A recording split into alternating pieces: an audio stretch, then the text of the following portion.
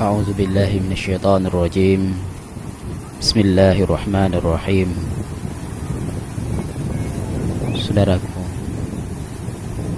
Ibnu Katsir dalam An-Nihayah fi Ghahbiril Hadits berkata, Ar-Rabbani berasal dari kata Rabb dengan tambahan alif dan nun di belakangnya sebagai bentuk mubalaghah tingkat yang berlebihan. Dalam Lisanul Arabiyah disebutkan Ar-Rabbani adalah hamba yang mempunyai pengetahuan tentang Tuhan. Dia adalah ulama yang mengajarkan ilmu yang ringan-ringan sebelum ilmu yang sulit. Dia adalah seorang ulama yang mantap ilmu dan agamanya. Sementara Imam Al-Qurtubi dalam tafsir Al-Jami' lil Ahkamil Quran menuliskan, Ar-Rabbani adalah penisbatan kepada Ar-Rabb. Dialah orang yang mengajarkan ilmu yang ringan-ringan sebelum yang berat. Dia adalah ulama ahli agama yang mengamalkan ilmunya.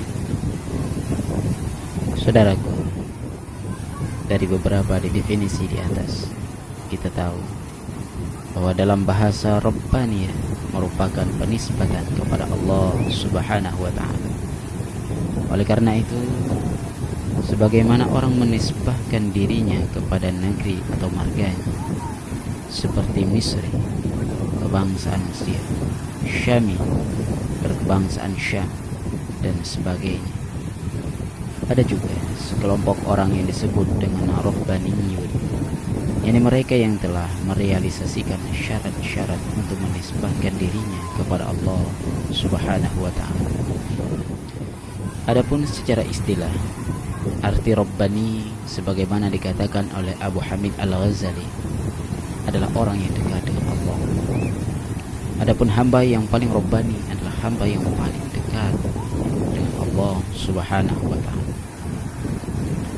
Saudaraku, Allah menciptakan hati manusia dengan kecenderungan alami, yakni memenuhi seruan iman. Kecenderungan inilah yang disebut dengan fitrah. Dan kemudian fitrah ini akan menghantarkan manusia untuk menjadi hamba yang Rabbani.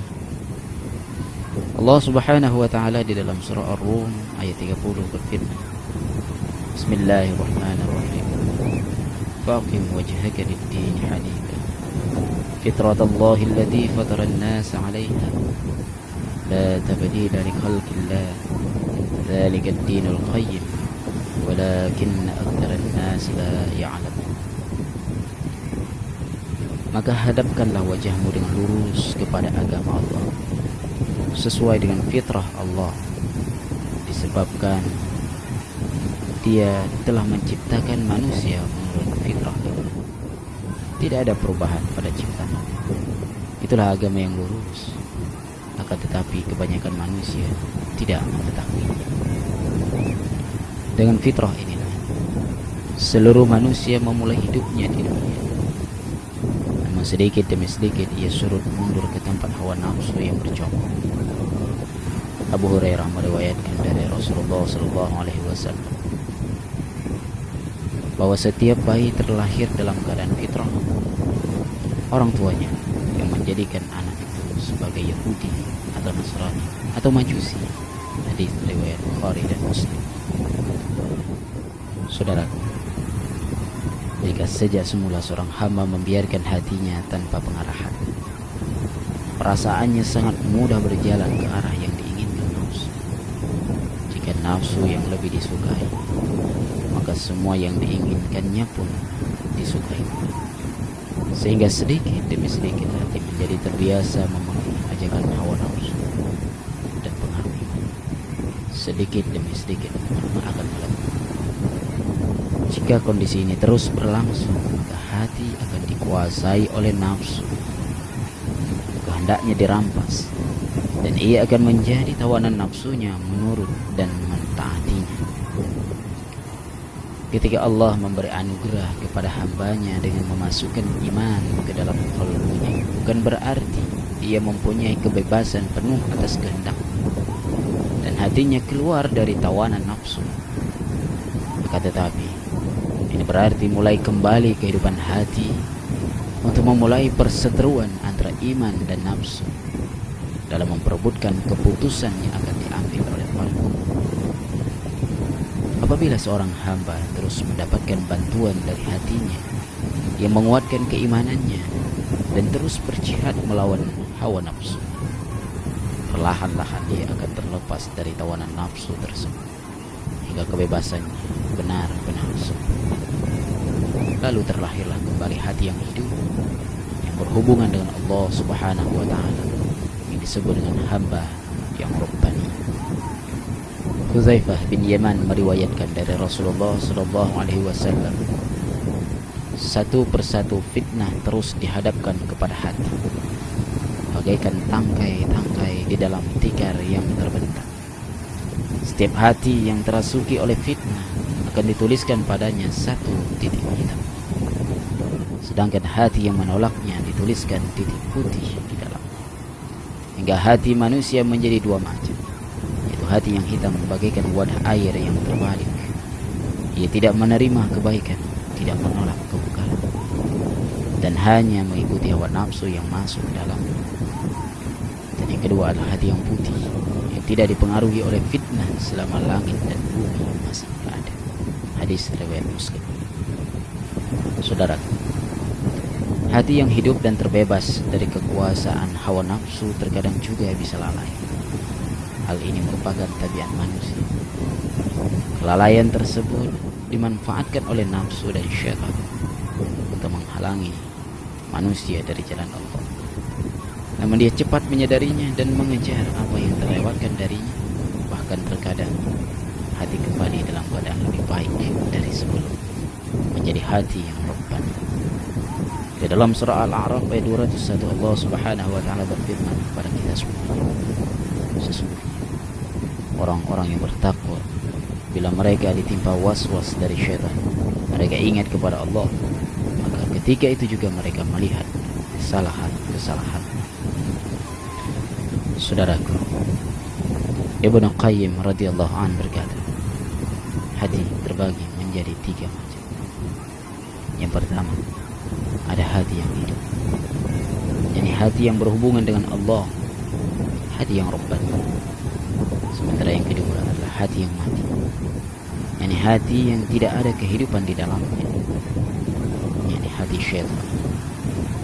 Dan yang ketiga, hati yang hidup namun terdapat penyakit di dalamnya. Hati jenis ketiga ini berisi dua unsur yang silih berganti menguasai. Di dalamnya terdapat cinta, iman, ikhlas, dan sikap tawakal kepada Allah Subhanahu wa taala, yang semuanya merupakan materi untuk kehidupannya. Namun di dalamnya juga terdapat kecintaan, pengutamaan, dan keinginan untuk menikmati syahwat, hasad, sombong, ujub, dan senang mendapatkan kedudukan, yang kesemuanya menghantarkan kepada kebinasaan dan kehancuran manusia itu sendiri.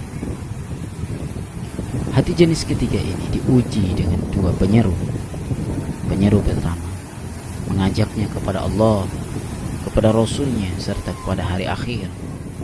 Dan penyeru kedua mengajaknya kepada kesenangan yang sementara dan fana di bumi.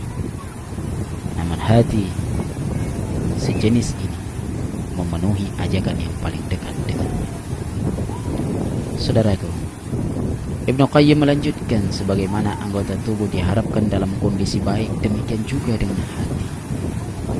Ia juga diharapkan selalu dalam kondisi yang sehat dan baik, sehingga dapat menerima apa yang disiapkan untuknya dan tujuan ia diciptakan. Tidak sehatnya hati bisa jadi karena ia kering dan keras, sebagaimana tangan yang lumpuh dan lidah yang keluh. Bisa juga karena ada penyakit dan cacat di dalamnya, sehingga menghalanginya melakukan segala hal yang baik dan benar.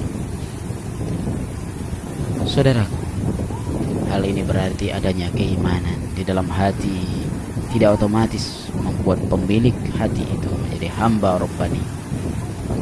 Dia harus membebaskan hatinya dari kekangan hawa nafsu dan membersihkannya dari berbagai penyakit yang ada di dalam qalbi.